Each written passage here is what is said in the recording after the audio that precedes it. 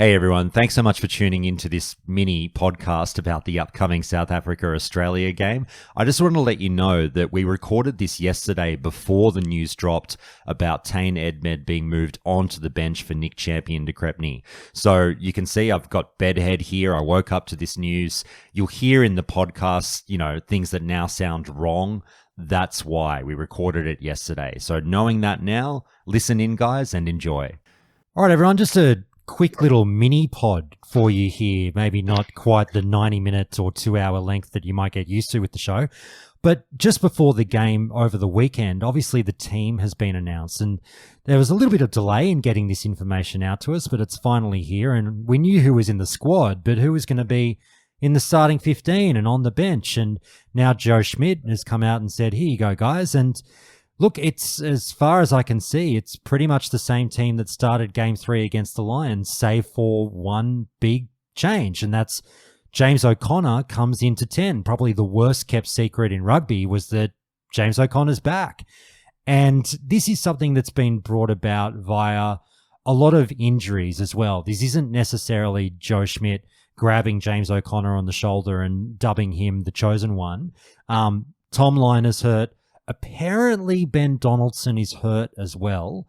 And so Joe Schmidt was kind of probably loved James O'Connor's work, but then also a little bit pushed into this position too. There's been some bench changes as well, which I'll get to eventually. But first, we'll introduce our guest. So happy to have him back. So happy that he was happy enough with the first episode that he's put his hand up again. Lou, mate, how are you? Good, thank you, Josh. Thanks for having me back. Had a great time last time and some interesting things to discuss once again. Absolutely. Well, look, mate, I won't hold you back. We'll get to the bench in a second. Really would be burying the lead if we didn't go in pretty hard on this O'Connor thing. I just did a massive video on it. I spent 12 hours going over every time James O'Connor touched the ball in 2025 with the Crusaders. I sort of chopped out the stuff that it was a bit irrelevant where nothing really happened and just did the good, the bad, and the ugly and put that up for people, and people seemed to sort of understand where I was going with that. It wasn't a hit piece. It was just, look, here's what Joe Schmidt saw. Here's what we're getting. He is 35 years old. He's a former Wallaby, well, he's a current Wallaby legend, but maybe his better days are in the past, but he's still got something to offer. And just sort of letting people know where he's at right now by his current form. Mate, what was your initial reaction to this news? Well, my initial reaction, you and I had a chat about on Discord, but with a major piece of information missing at the time, which was that Donaldson had suffered an injury. So my initial reaction was just around how crazy it was that he's starting at fly half, having not been utilised as the number 23 in any of the 3 Lions matches. To me, he was a really good solution, both in terms of experience and his versatility for the 23 jersey. And given that obviously Schmidt had lost a bit of confidence in Donaldson, having previously shown quite a lot of confidence in him since the start of his Wallabies coaching career, he seemed to be really putting him on the outer. But when we first heard it, I was like, this is insane that he's now starting and he never got a shot at 23, and Donaldson sat on a 6-2 split bench and never got a minute. Now, I still think that Donaldson being not used at all in such a difficult match against the Lions in a 6-2 split was absolutely insane. I would love to hear Joe Schmidt explain why he didn't put him on in the context of our chat last week about how Suoliti probably would go better on the wing, and how you've got an inside back on the bench and a number 9 playing winger after an early injury to Harry Potter. I thought it was crazy that Donaldson never got a minute at all. Then, for knowing that he went down injured, I totally understand why we're there. I still think it's a bit of a risk to go with a 6-2 split. I find that quite odd. And again, a really clear demonstration of how bare the shelves are for inside backs at Wallabies level. All of that said, let's just hope for the best. I'm mostly worried about his fitness and being able to last 80 minutes. I think he's going to have to I think he's wise enough to do this. I think he's going to have to really underplay his hand and just really focus on distribution and game management. If he's there helping with communication, a big part of what we're talking about with how Joe Suoliti was struggling in 13 is around, experience and other people helping, giving you extra sets of eyes on where to be. If he's there doing that, it could be really good for us in terms of, otherwise having a very bare shelf and limited options. I hope that we don't have another injury, but it's Murphy's Law that we will, isn't it? It just seems to me that that when you go with a 6-2 split, you almost always have an early injury to a back. Yeah. And Joe has said that the reserve fly half option, I believe, is Nick White. I think that's what I read. That's what I want to talk about. So you've already brilliantly opened up a number of cans of worms there that I want to dive into. We've got the 6-2 split, the who is actually on the bench and everything. But first and foremost, what you brought up with the necessity of it all via the Donaldson injury. And I completely am with you in that it's fair to say my reaction was quite different before I knew that Donaldson was hurt. I was, in the world that didn't exist, but that I thought to exist, where Joe Schmidt picked James O'Connor ahead of a healthy Ben O'Donaldson, I was a little bit more scathing in my internal thoughts towards it. Scathing, to say the least. Yeah. Yes. But look, now knowing what I know, exactly as you said, I do think it's the right call, because if I put the alternative to you there, Lou, tell me if I'm crazy for saying that on paper, if you're Joe Schmidt, it's literally, look, you might have an option 3, but I'm looking at option 1 or option 2. And option 1 is James O'Connor at 10, what they've done. And option 2, given the people over there in the squad with them right now, I think it was pretty much either that or start Tane Edmed, right? Like you say, I know you say Nick White is the backup fly half, but realistically, given the 30-odd blokes they've got over there, that was also a door they could have walked through. We've got so many injuries, we have to give Tane Edmed a start and put James O'Connor on the bench. Whether or not he thought about that seriously or not, I don't know. Well, and whether or not he has, what lessons were learned from the 6-2 bench split loss, you can say that we shouldn't have lost that game because of the final penalty call that wasn't. I say we lost that game not from that moment, but from a whole series of bad refereeing decisions, but specifically also Lenny Ikitau having been run off his feet, basically covering 2 defensive pitch positions 3 weeks in a row with a novice 13 outside him. The final try was Lenny, barn door sort of swinging arm because he was gassed. We'll get to that in a second. The Suoli thing, I do want to get your thoughts on, given Joe Schmidt's picked him at 13 again. So park that. We said a lot about that the other day that we don't really need to cover off on it too much, but just a little bit. But before we get there, mate, so like I was saying, Joe Schmidt has made the right call here, given that it kind of was the only call, sort of, despite that second option that I raised, it not really quite being an option. Mates, outside of the 6-2 thing, my next thought was, well, as you've lightly mentioned, what if something happens to James O'Connor? And you said, well, they've dubbed Nick White to be someone who could go in to play backup fly half, which, I get that we have bad injury luck happening right now. And a lot of this is not Joe Schmidt's fault or anyone on the squad's fault. Injuries happen. We've just had a boatload of them pile up now. But when you're in a scenario with your 23-man team that Nick White is now your backup fly half, like that makes my stomach do backflips. Yeah, it really is not it doesn't convey much professionalism, does it? Like, this is a national rugby setup. And we've got Joe Schmidt just openly saying to some reporters, oh, yeah, Nick White could probably cover it. And Kellaway, he said, the quote was, Kellaway has the skill set.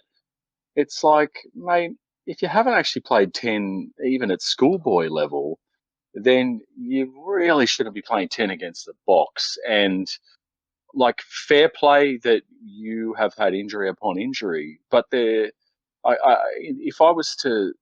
If this was the All Blacks, you just know that they've got their 10s lined up, they've probably got them ranked to number 10.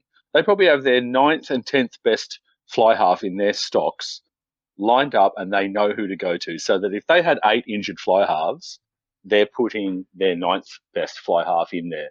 Whereas we're shoehorning halfbacks into the wing, shoehorning halfbacks into reserve fly half position. And again, I don't like what it says to Tane Edmed. Now, Tane Edmed has shown some potential that he didn't quite live up to in this year's Super Rugby. But what I saw of those NPC highlights, he really did look good in New Zealand. And you know, he's a young fly half that could lift his game to that level. But it just says to him, mate, you're so shit that I would rather have Nick White be my reserve fly half. That's how lowly I think of you. And I'm one in all sport to really consider the way that managers and coaches handle the psychology of their players, especially young ones. And so you could say that some people were commenting that James O'Connor was being put into starting fly half to protect Ben Donaldson when we didn't know that he was injured. And he could say that he's protecting Tane Edmed to say, mate, I wouldn't throw you to the wolves like that. If he said that to me, I would really feel a lot more at peace. But I don't see him learning. And this is Joe Schmidt. I don't see him learning from much of these lessons. Like, it's going to be a very similar experience. It's like playing a fourth Lions game in a row. It's draining on the pack, yes, and that's probably why he wants 6 forwards on the bench. But when we're so threadbare in crucial positions, these aren't wide players. These are the guys that are going to get their hands on the ball more than anyone else.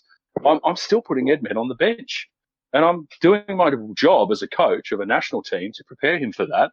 And I've identified that he's my 4th top pick for fly half.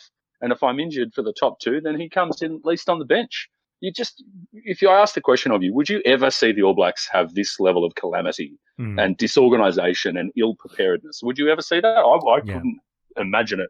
Yeah. And I'm with you. And look, people listening to this, I don't think this will be an overly popular take. Not that we're in the business of only saying things that please people, but I completely agree. And I'm just so I feel so awkward about this backup fly half thing. And like we said, James O'Connor is 35 years old. It is far from outside the realm of plausibility that something could happen to him if he's asked to play 60 to 80 minutes. Maybe. Of course. Yeah, absolutely. Yeah. So, and of course, what are you doing if you're the Springboks? You are thinking about that and making plans to try to crush him. Yeah. From first ball. Yeah. You are running the biggest dogs at him all night. And also knowing that we've got this awkward centre pairing that's still getting to know how to play positions they've never played in their entire lives outside him. So that is calamitous. It's not good enough. It really isn't. And I don't like the way Joe doesn't really. Now, I haven't. This is me reading text, so I can't really pick up on the tone. But the way he's talking about, Kellaway or Nick White just slotting into fly half if he did go down injured. Was a little too nonchalant for me, as if that's okay for the Wallabies in our current situation. Yeah, and I don't find it okay. And that's why I raised that sort of half joking, not really door B that you could walk down via the Tane Edmed Avenue. But I know a lot of people will scoff just at the amount of times we've already mentioned Tane Edmed. Guys, what are you talking about? Are you crazy?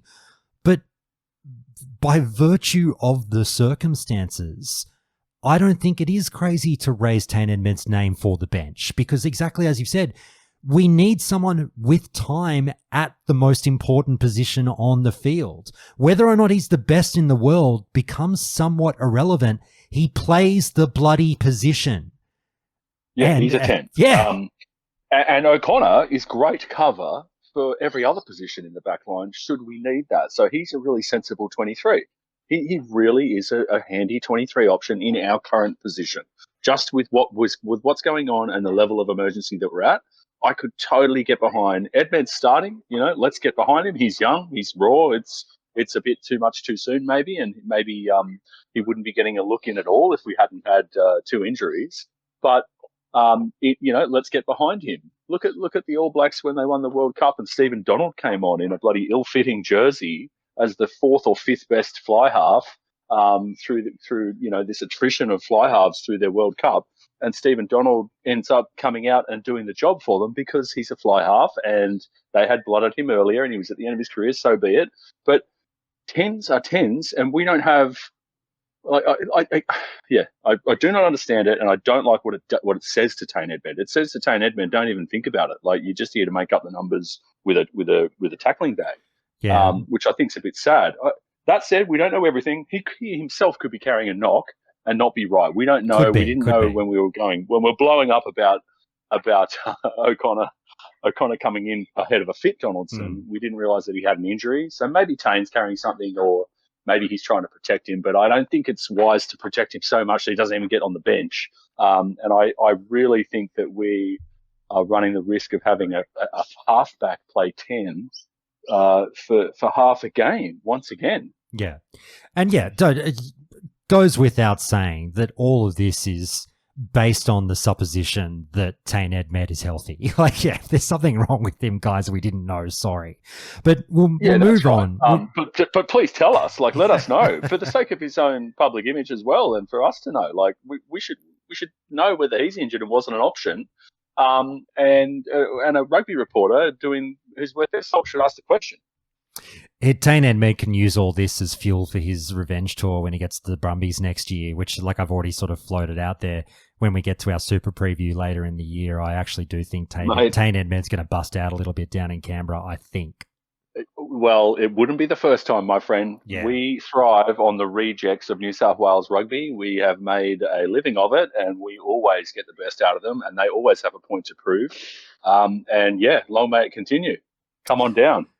Mate, let me get you to the rest of the starting 15, and it is, please do correct me if I'm wrong, mate. It's the same starting 15, save for this O'Connor change that played in Game 3. Is that right? Yeah, that's right.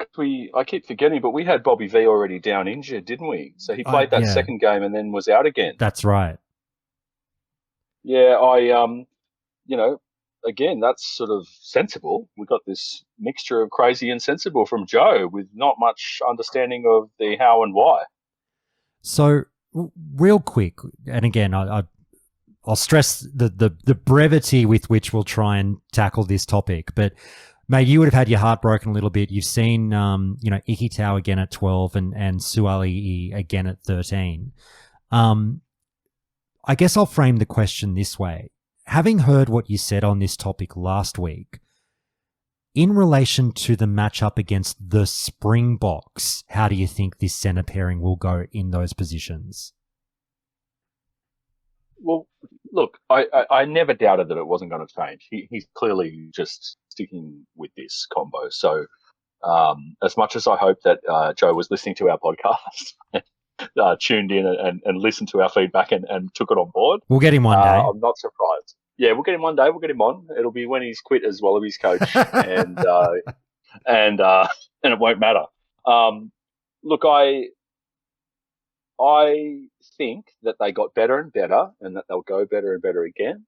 I think that the Springboks will provide a little bit more of a challenge in that positional stuff, but that obviously they're working so hard on it. So there's 2 weeks gap where they've been working more and more on it, and so hopefully they're working better. Unfortunately, they've now changed again the fly half that's inside them, and so that matters. In attack especially. In defence, I actually think, as I said, James O'Connor will be helpful to them because he is a very good reader of the game and a great communicator. And so, look, the starting 15 being as close to as possible as the last one, I understand. I have questions about the bench more so. I am not really understanding why. I actually would have put Tassano into starting 7. That's how much I thought that Fraser McWright started strong and dipped. I thought that his second game was slightly worse than his first, and that his third game was slightly worse than his second. Not terrible, just dropping a little bit, and that Tassano showed a lot. To not see him in the 23 in a 6 forward bench, I find that pretty odd. Same goes for Lukan Salakaia-Loto. Oh, don't get me started. Okay, wait. I will get you started. Yeah, I know. That's what we're here to do. I'm here to get you started and get you ranting as much as possible about that, because I've got nothing against Jeremy Williams either. I like him. I also like Langy Gleeson, and I get that Langy Gleeson covers a little bit more. And that Joe's saying, okay, we're going to have one hard at the ball fetcher in the whole 23. I tend to disagree with it. And if I can't have a fetcher on the bench, because you've got a bit of a hedgy bets between sort of 6 and 8, and a 4-5 come 6, then I am putting Tizzano in the starting 15, and I'm letting him get hard on the ball, because it's going to be that kind of game. We're going to have some big men clashing, and then we're going to have opportunities for the little guy to come in and steal it. And I would have liked to have Tizzano there.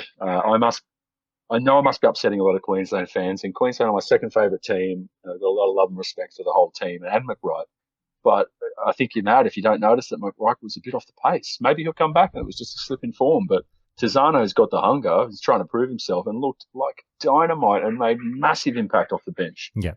Lukan Salakaia-Loto, I think we need in that subbing on for Skelton role, as we discussed last week. I really think that we need that another mongrel to come on and just a big body to get in the faces of the Bocco as they get tired. What are your thoughts on that? What are your thoughts on the Tizzano thing and on Lukan? So many places to go here. All right, look, I'll start real quick just on your Fraser McWright thing.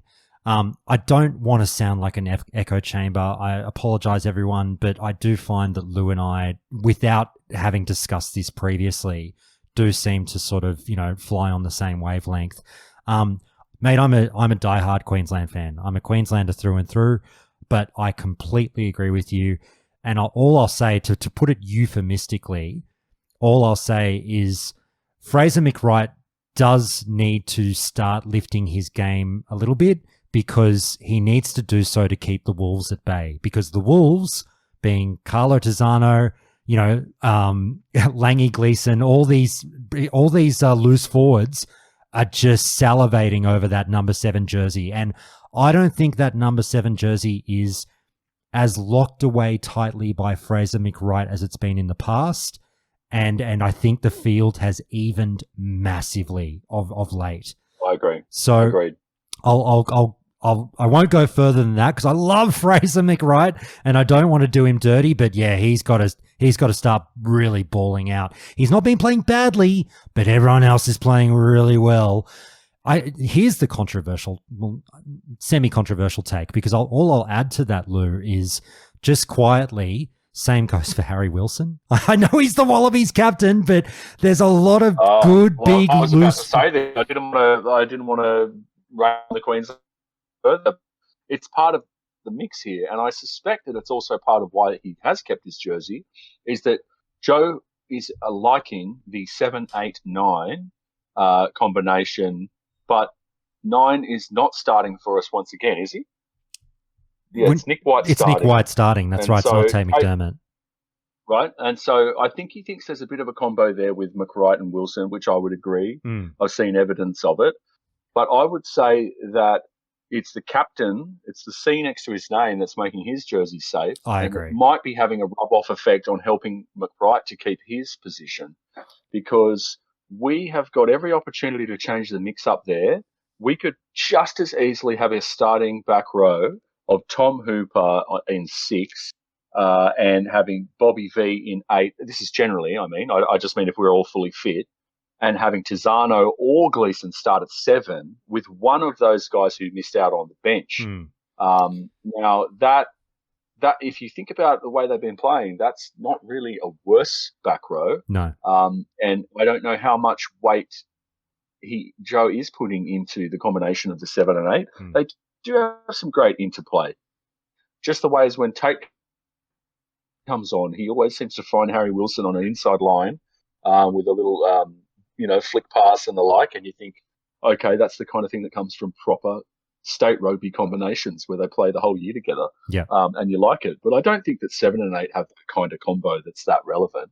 And I do like the idea of rewarding genuine objective impact. Yeah, Tizano made impact, and he was a mongrel when he came on against a ferocious Lions pack who got no weaker, if not stronger, when the subs came on for them.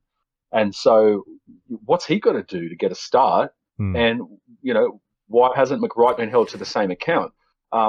Again, could be some thinking here about whether he does want a genuine fetcher on the bench. Normally you do carry a genuine fetcher reserve on the bench when you've got 6 forwards. Langy Gleeson, a bit more of a 6/8 for me than a 7, but I guess he can cover it all. He's a bit like Pete Samu. He can do every job there. Pete Summers over there, by the way, isn't he? Well, he's back, isn't he? I mean, he's just re-signed with New South Wales. Back and eligible. Yeah. But anyway, let me just say this: Wilson and McWright. I'm saying both of them should be on notice.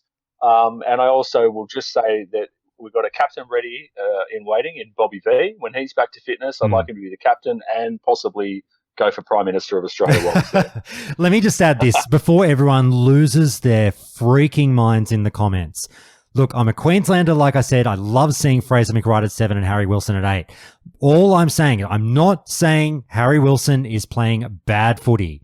He's a bloody great footballer. All I'm saying is the same thing applies.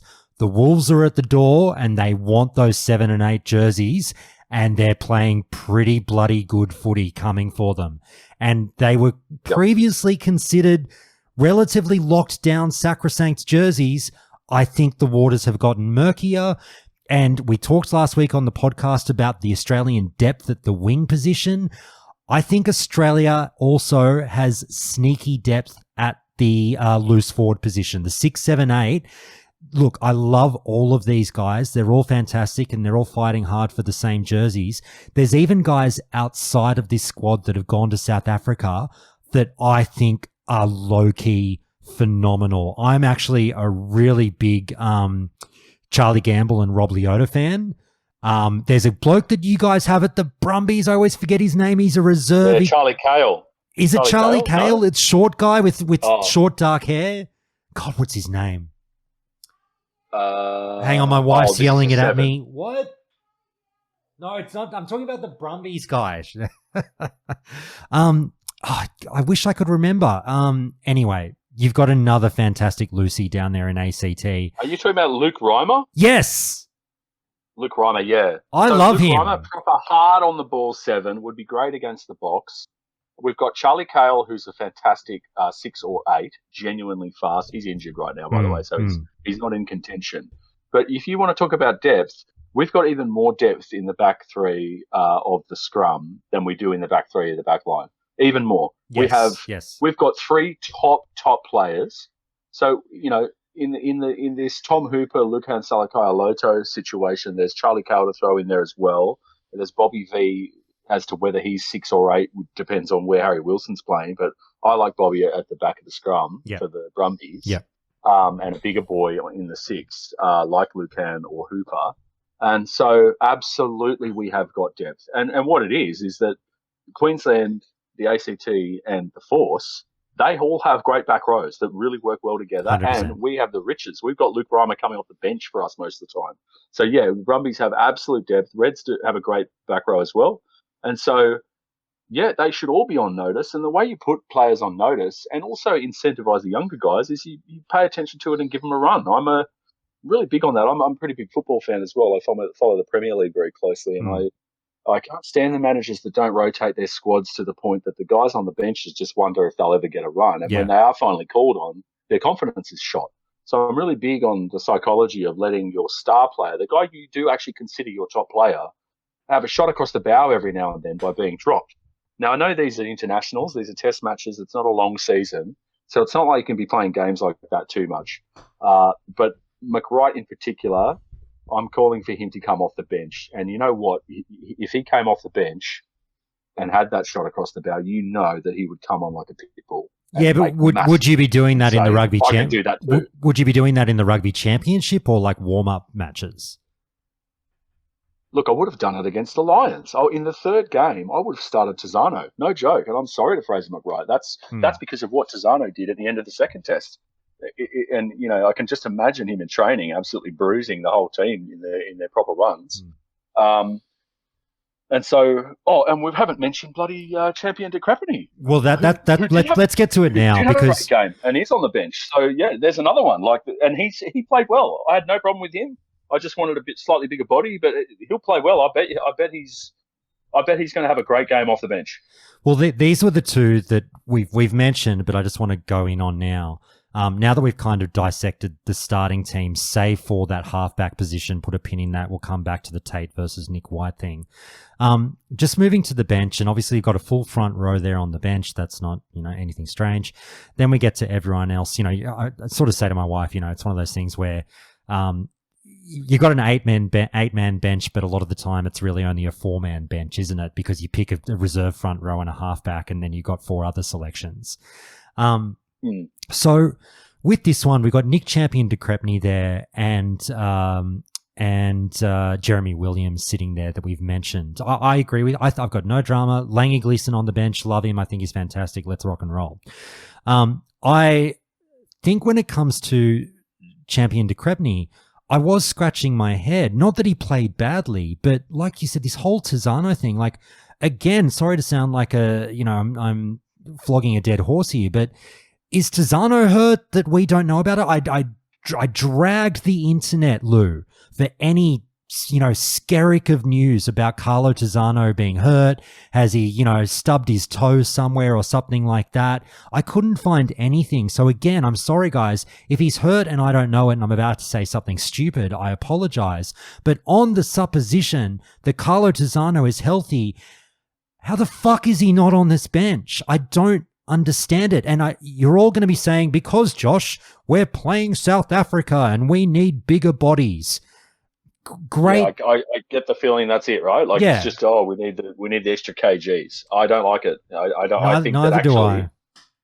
An absolute fetcher, an out and out 7 is very valuable against the box and for 80 minutes, and therefore you ask Fraser to empty the tank and for Tizano to give you 25 minutes and empty his tank, where you're slowing their ball down and causing them some trouble. And yes, they are going to get their vertebrae realigned whilst they're doing that. That's what they get paid to do. They're very good at it. And I think the Wallaby, the way we like to play, that is a valuable thing, and that their mobility in backing up our backline manoeuvres is also valuable. Fraser McWright is clearly going to be asked to play 80 minutes, and he will be buggered by the end. And if we do need him to link up with 78-year-old James O'Connor in the 79th minute, he'll be too tired to. And again, time will tell. But it's funny that 3 weeks ago we saw backfire so terribly, the 6-2, and you get the coach go, I'm gun shy. But Joe seems to be a bit of a stubborn one. He's stubborn with the centre pairing, and he's stubborn with this 6-2 against big teams. And let's see how it works. Look, we're lucky to have depth. We know I don't see weaknesses there. I don't see team other than fly half. We've got really good players. It's just an interesting mix of them across the 23. Mate, let's just talk about this. I know we have kind of already touched on it, but let's just talk about the 6-2 a little bit more, because, like you said, I really thought it would have been like a once Burns type situation. Mate, you tell me, you'll know more about this than me. It's so hard to describe. How common would you call a 6-2 split? Because I look at what happened last time we did this. It obviously all went pear-shaped. We discussed the injury to Harry Potter early in the game.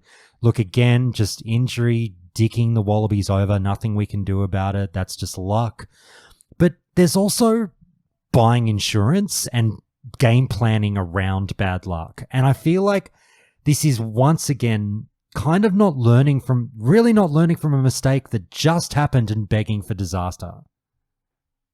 That's how I feel. And again, very, very poor management of Tane Edmed in terms of someone who, over the next 5 to 8 years, really he has every opportunity to try and become the Wallabies fly half, just as Lalesio and Liner do.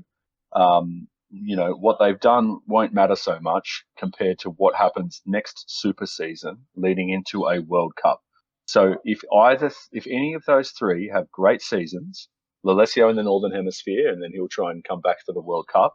And Liner and Edmed, if they have great seasons, they could get the 10 jersey and then they could hold it if they have a good World Cup. So you really need to be planting a seed of faith and confidence into all of their minds and telling them, you do have this opportunity, and I'm the kind of coach that will pick you if you show me that. And in this instance where, okay, if Joe's trying to protect him a little bit from starting, you still put him on the bench. You put Edmed on the bench and you say, mate, could be a tough baptism of fire for you, but let's see how you go.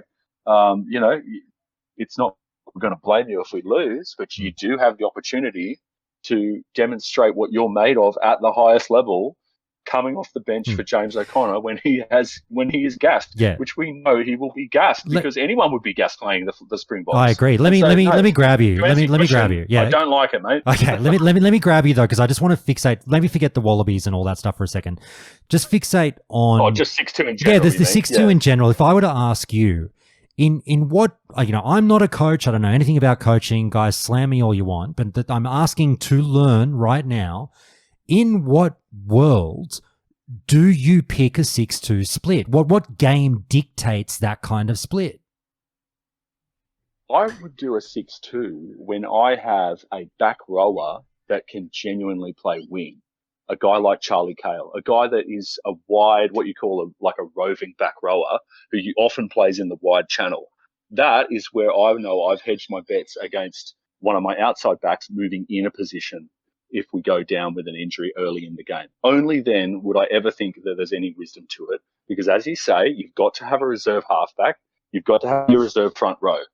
And so if you've got a back rower that's come, say, from Sevens rugby and has that type of speed and awareness of how to operate in space and on the touchline, I think that you can safely go, that's all right. We are going to plan. He's going to practice his maneuvers as a winger through the week. Otherwise, I'm not for it at all. I don't care how big they are. And you need to have been tailoring your side for a 6-2 bench for a long time. The Springboks have done that, and they know how to handle it a lot better than we do. And it just feels makeshift once again. And it feels like it feels like Joe Schmidt's just saying, I didn't even think this could happen. Now that it has happened, I hadn't thought about it as a variable.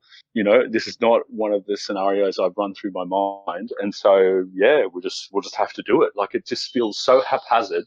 And even saying if you've got a loose forward who knows how to play in wide channels, I still don't like it. I wouldn't do it. I don't think there's great wisdom in it.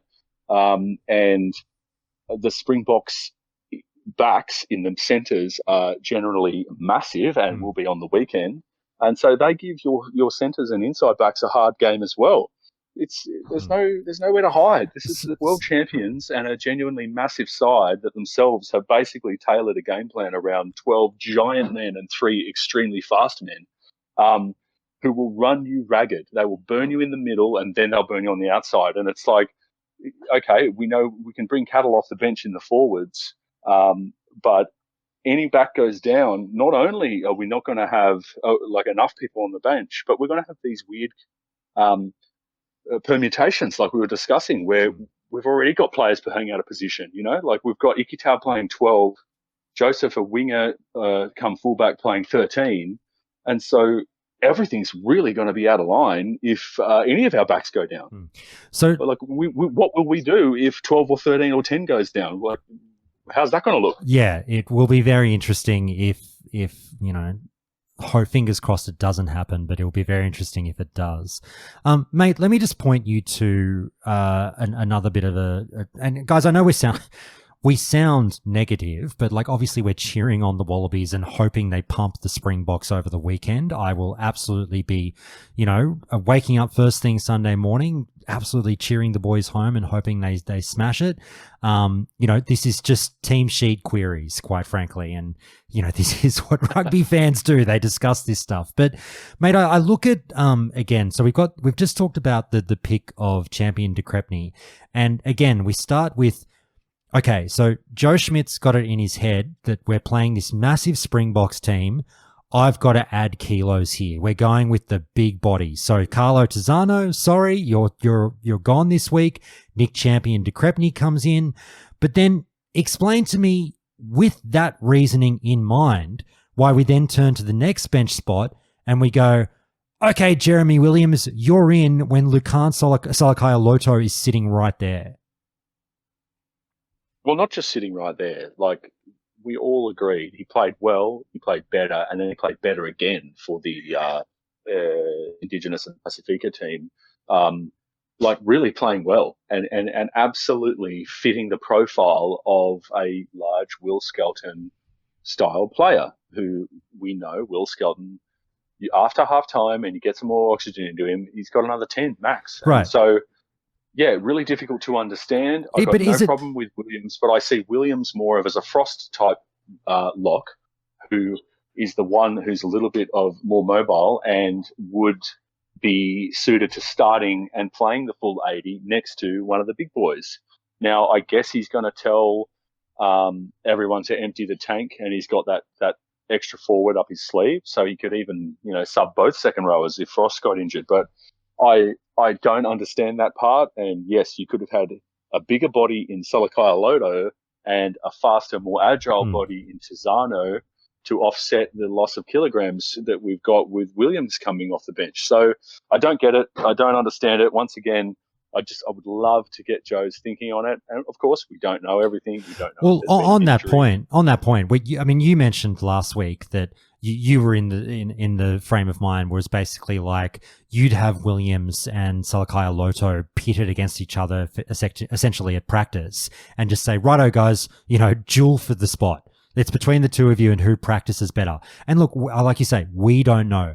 Maybe Jeremy Williams has just been practicing like a god for the last month, and he has, Joe Schmidt has so much faith in him for that reason.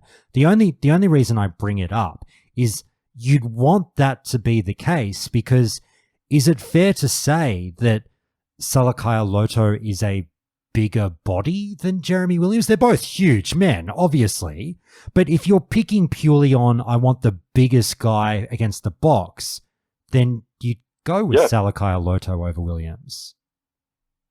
Yeah, you would, and he is in good form, and he is a good agitator and a hard hitter. And he's 123 kilos. Let's see what Jeremy Williams weighs. I'm saying he's about 116. Is he? He's 119. Yeah, big, still, so obviously a very big boy. 5 kilos in it, but yeah, he's a big boy, and he's a really good rugby player. Oh yeah. I'm not. It's nice to have the depth, and I rate him.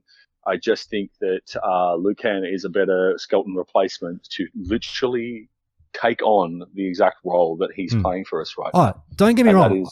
I love Jeremy Williams. I've been a really big fan. And if Salakaia-Loto had not gone on the tear that he's gone on over the last, 6 weeks, I'd be sitting here going like, hell yeah, Jeremy Williams, let's do this.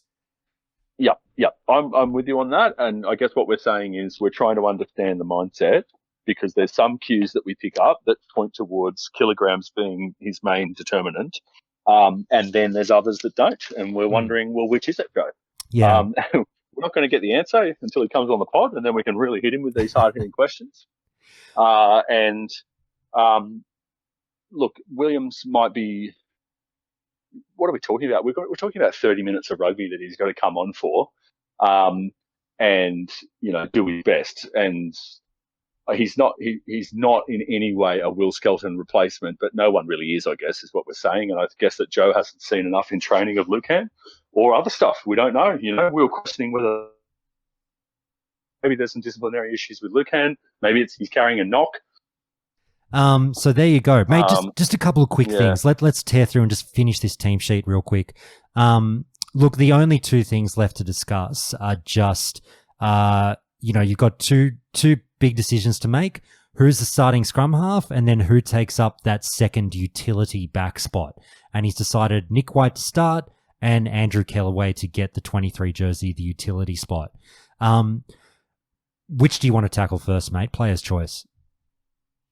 I still, and I hope that this helps make make friends again with Queensland supporters. I still believe that Tate McDermott should be the starting halfback for the Wallabies.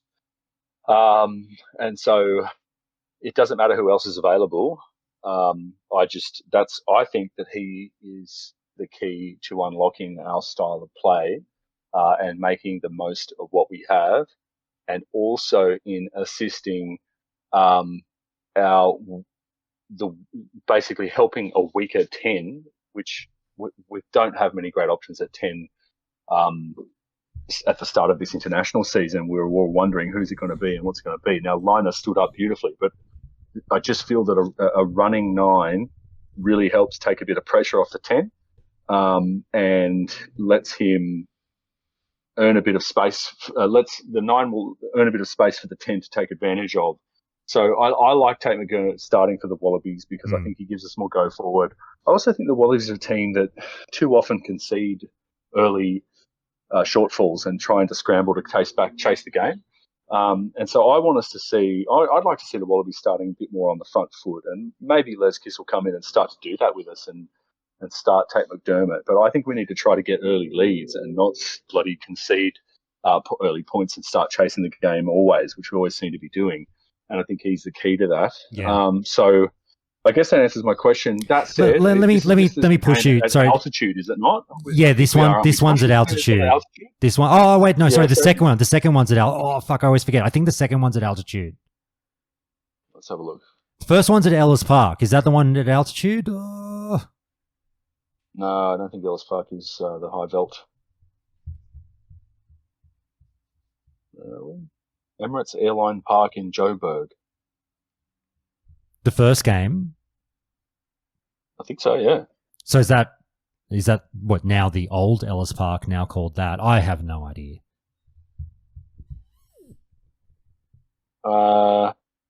Yeah, Joburg is at altitude, and so this game is at altitude. Okay, the first one's at altitude. All right. Is Nick White's clearing kicks, getting us some field position, taking a bit of pressure off an unsettled backline. Maybe that's the thinking there. Look, Nick White had a cracker of a game. So, and again, we've got injuries there, and so maybe that's the thinking. Obviously, Joe Schmidt does not think the same as me and believes that we need Tate McDermott to come on against tired legs. But if Joe could answer me the question of why he didn't put Tate McDermott into 9, having played most of the game at wing, replacing Harry Potter, and let Ben Donaldson have a bit of a go, that would help me understand and see some wisdom to it. So to answer your question, I would prefer Tate starts no matter what. And altitude also does, you can say that it's about kicking at altitude, but also the forwards get gassed. And so the end of each half, you're going to have opportunities to snipe, and Tate's the best at it. All right, mate. Here's bonus question for extra credit points, the controversial one, just to push you, and we'll tie off this. We'll do the big halfback pod another day. We'll get a bunch of people on, and we'll go back and forth on Aussie scrum halves. But for now, look, like we said, we know Joe Schmidt isn't necessarily shy of a little bit of an FU at times. Ben Donaldson, come on down. Depending. But with this Nick White selection, whilst it might be a little bit, just a tiny bit of an FU still to Tate McDermott, who can't get that starting jersey under any circumstances, it seems, is it also just quite the FU to Ryan Lonergan, who's just like sitting around going, is there any circumstances under which I get even just a bench spot?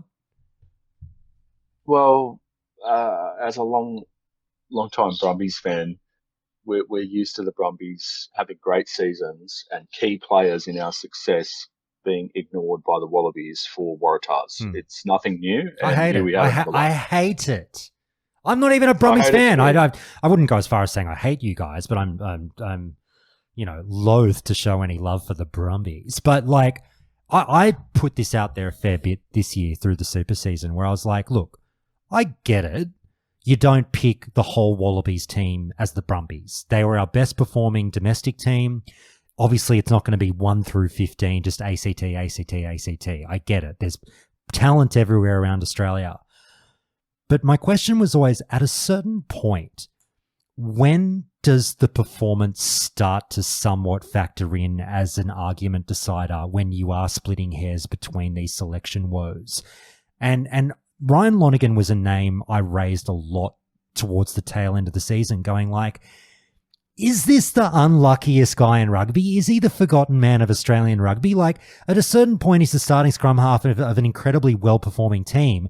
He's pretty bloody solid and can't get a sniff in. He's been really consistent, Josh. Like, he's been really consistent in a consistently top Australian side, while the Waratahs won the wooden spoon last year, and didn't do that much better this year.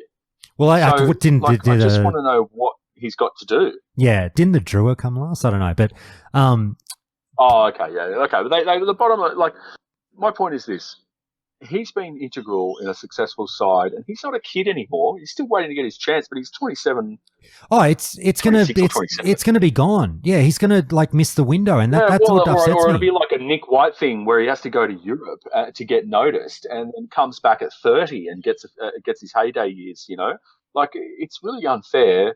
I think he's a good game manager. Again, I think that's really important whilst you're trying to blood and lock down your tens, is that you've got really confident, steady-headed nines. And look, Jake Gordon had the best game I've ever seen him play. In that second game. Game 2. Yeah. So, fair play, okay? But it's one of these things where you pick a guy waiting for it, and he finally has it, and then everyone can go, "We told you." But it's like, well, what about what everyone else has done for the whole season? And by the way, the last 4 seasons before that, I think Lonergan's been the starting halfback at the Brumbies since. Yeah. I think it's 4 seasons in a row. But no, we'll go with the guy. We'll go with the guy who just retired over you, Ryan. Thanks, mate. Well, yeah, and he's there, right? He's in the 30, so he's gone to South Africa. Yeah, he's there. He's there at least. He is there. He's got a great box kick as well. He's also a good goal kicker.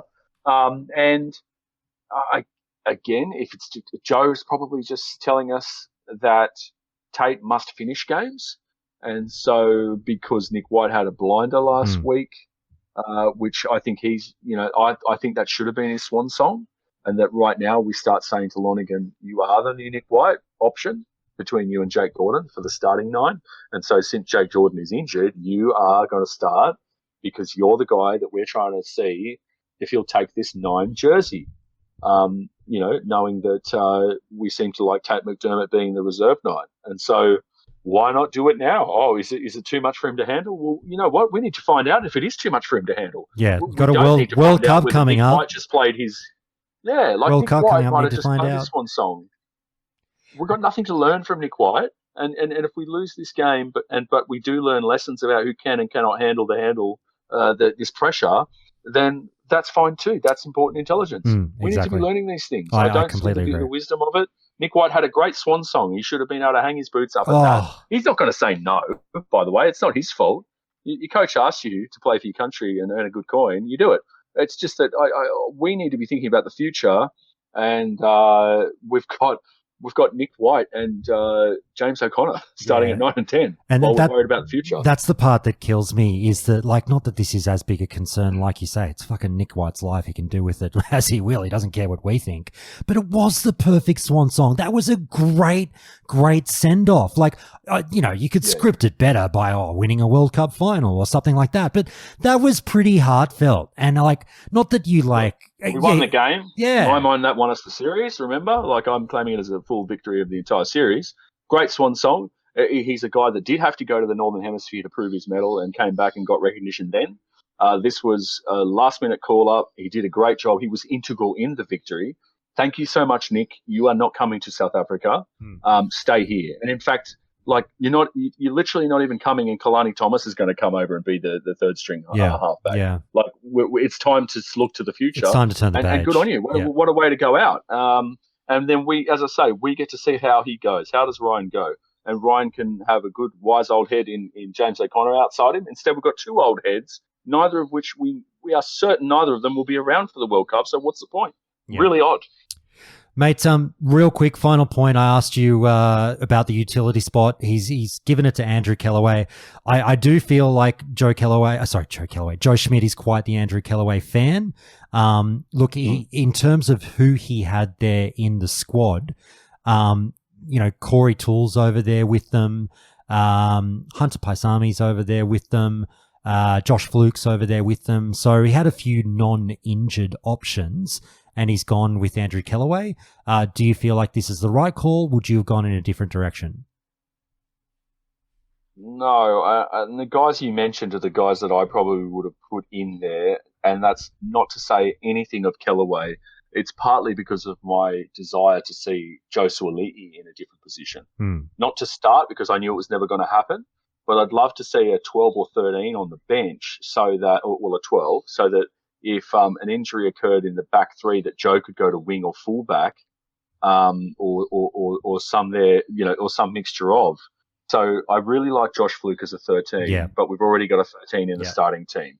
I love Hunter Paisami when he's fit, but I did hear that he might be not at his full fitness. Yep. Have you heard that? I heard that he may not be. I'm a massive Corey Toole fan, but I do understand that maybe having two of those guys, Peach and Toole, it's a bit too similar in profile. And yet we're playing the Bokker, who have absolutely nailed this profile of having two tiny electric wingers on the flanks. And so with a bit of Brumbies bias and partly because of the desire to see if we could get Joseph, I'd be going Toole or Paisami on the bench. I get that O'Connor can cover 12 as well, and so but Joseph's not the one I'm worried about getting injured. I'm worried about O'Connor getting injured or Tom Wright. So, yeah, look, Kellaway is a sensible choice because he is a really great cover of both wings and fullback. But I selfishly want to see some scenario where I get to see Joseph play anywhere but 13. There's plenty of wisdom in having Kellaway there. I don't know what sort of form he's in right now. He's not going to have a shocker. He's a really good player. I'm just a little bit wanting to see both Suoli'i on the wing or fullback and Corey Toole to get a crack at international level. We need to see what that looks like. We need to see Corey Toole playing in the Wallabies just to see if he can lift to a Dylan Peach level. Because if he can, if we've got two Dylan Peaches, which they basically are the exact same profile of winger, that is a very dangerous thing. And if you need evidence, you just need to look at the box. Very good, mate. Look, that's a pretty in-depth dissection of this Wallabies team selection process. Guys, the last question I'll have for Lou will just be about the South Africans, but hope you enjoyed that. We might as well wrap it up here. Lewis, look, mate, what did you make of the team that Rassie Erasmus has named? I can see there that he had a few choices at 10. He decided to go with Manie Libbok. We'll let the South Africans debate internally whether or not that was the right selection. I think there's a few rumbles here and there over pick this guy, no, pick this guy, and everyone's got their favourite players. Which positions do you look at in the team sheet there that they've picked that makes you poo your pants a little bit?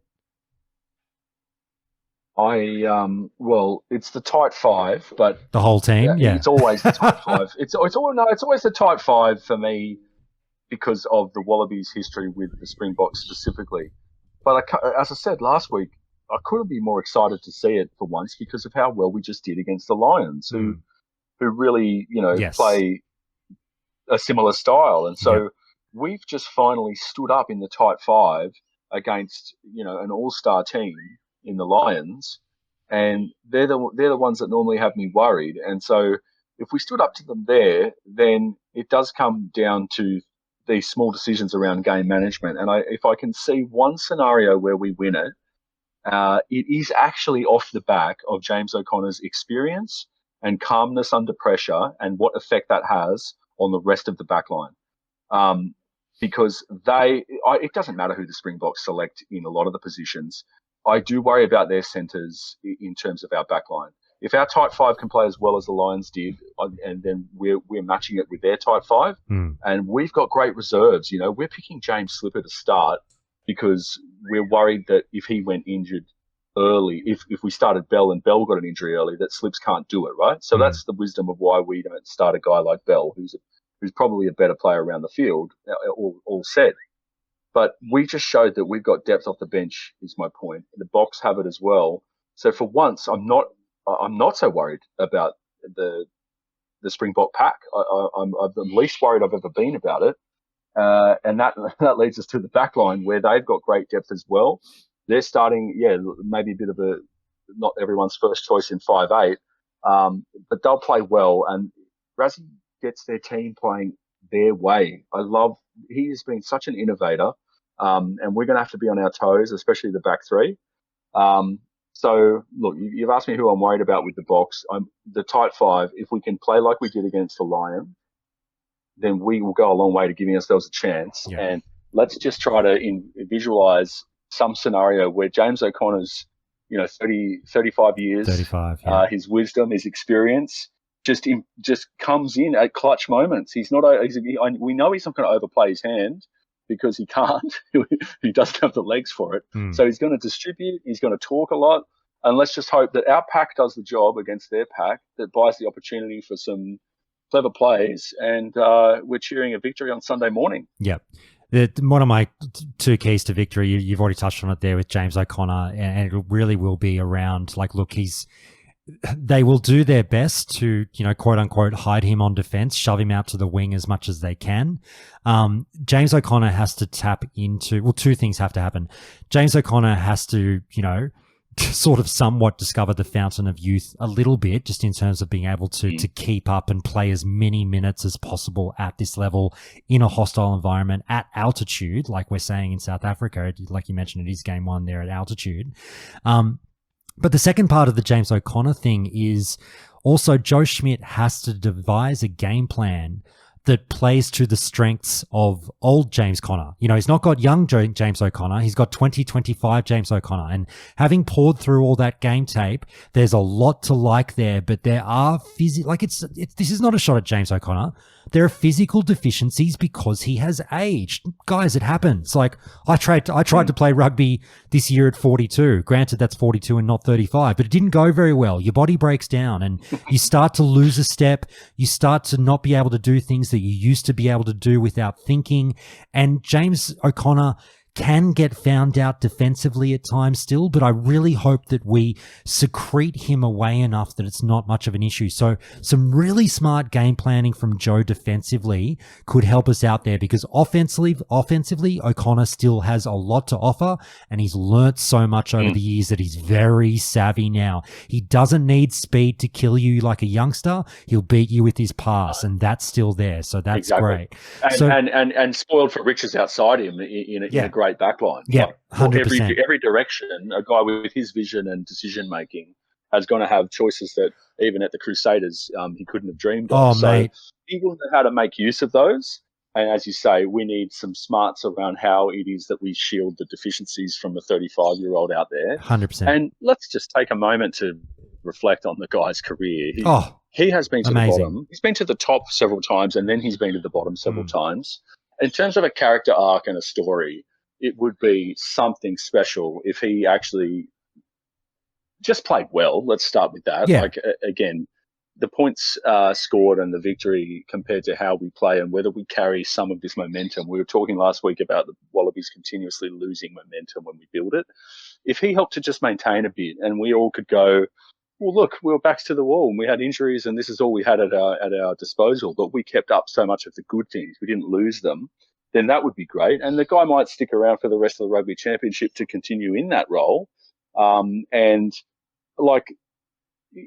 He deserves a chance to do it. I think he fixed himself really properly before he came back to Queensland. He wasn't brought back to Australia without having properly addressed it, and he did. The dickhead was left at the door, and he has grown up and become a man. And so I absolutely wish him well.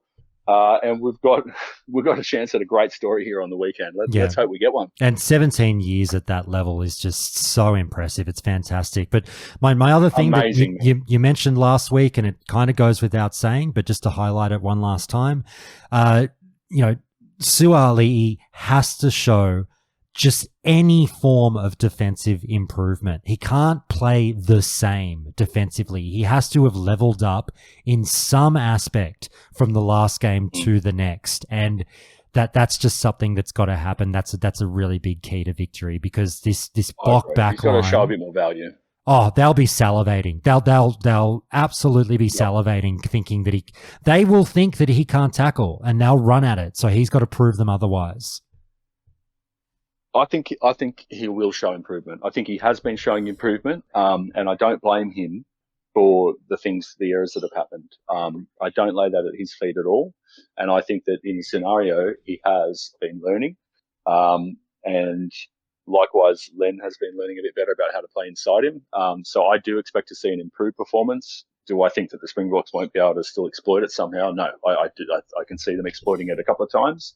About whether, we can, whether we pay the full price for that or not. But I think you will see an improvement. He's too much of a professional, and you can see the standard he sets for himself. He's mad at himself. It matters to him, and so it should, but it really matters. And so you will see an improvement for sure, mate. It's just that whether or not, how much we have to pay a price for, the fact that he is still learning a completely new position at the hardest, toughest level possible. Very good, mate. Time will tell. I promise, last question. I should really, really quick. New Zealand, Argentina. Any thoughts on that? Oh, I have not even looked at it. Don't worry. If you haven't looked at it, don't worry about it. It's all good. We can talk about it after the game. No, I haven't seen who the All. Do you know who the All Blacks chose at 10? I saw the team sheet. They've gone with Beauden Barrett. Interesting. And Mackenzie on the bench, is he? Mackenzie on the bench. Yeah. 15? Yep, that's right.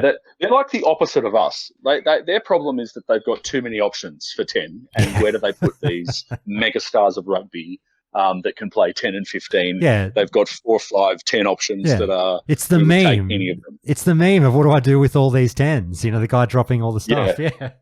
Yeah, and meanwhile, we're checking the use by cupboard for what's in the recycling bin to chuck into 10. Yeah. Honey, is this milk still all right to drink? Give it a go. She'll be right. Literally. Yeah. So bugger them. Typical All Blacks. They're spoiled for riches. But we make do, mate. That's what we do. Very good.